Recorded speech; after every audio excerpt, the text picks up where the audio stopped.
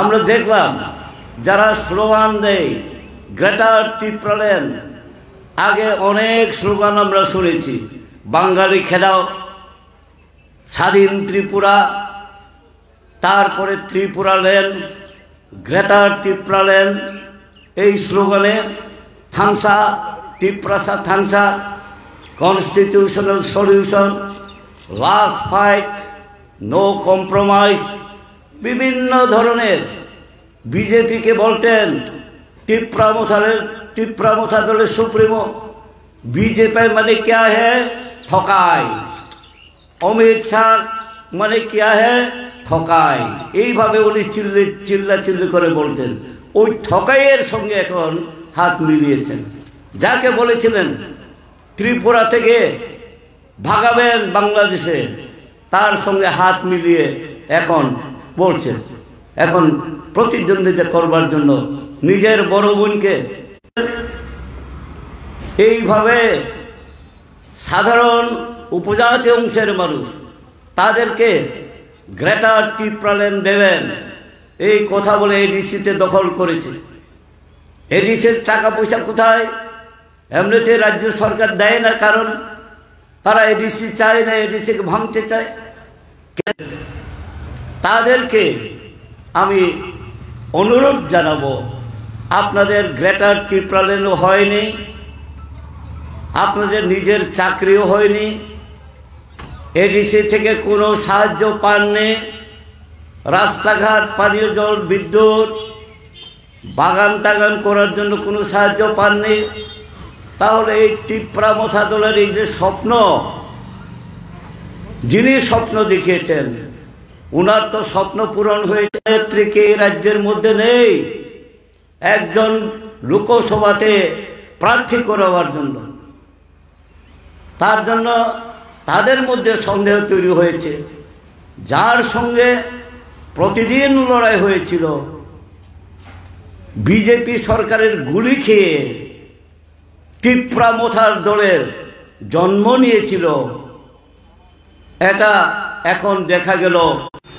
অনেকে অন্য দলে গিয়েছেন। এই সময়ের মধ্যে আপনাদের কাছে আবেদন রাখব, আপনারা চুপচাপ না থেকে আমাদের সঙ্গে আসুন। আমাদের রাজ্যকে সুন্দর করে গড়ে তুলবার জন্য আমি শুনছিলাম, আপনারা শুনেছেন, এই সুপ্রিমো সাহেব প্রশ্ন করছিলেন 70 साल में ত্রিপুরা को क्या मिला।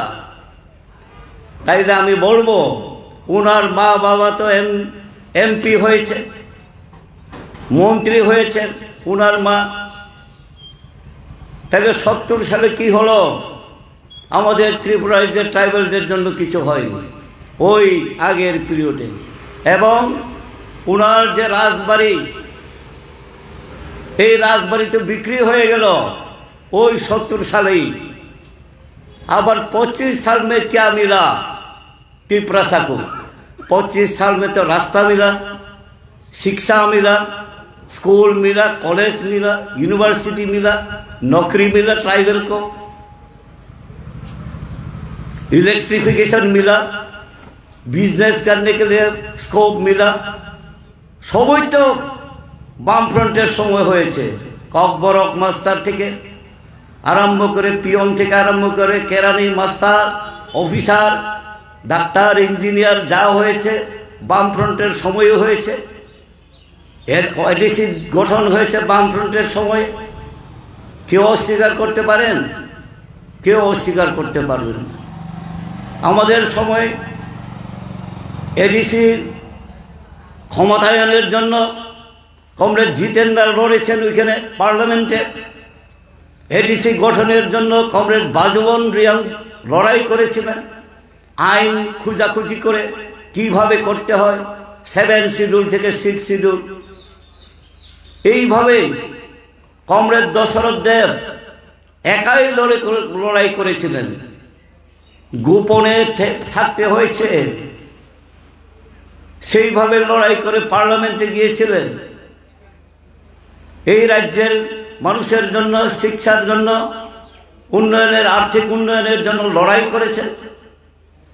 তাদের কে বলেছে এই সমস্ত কথা? কেউ বলেন।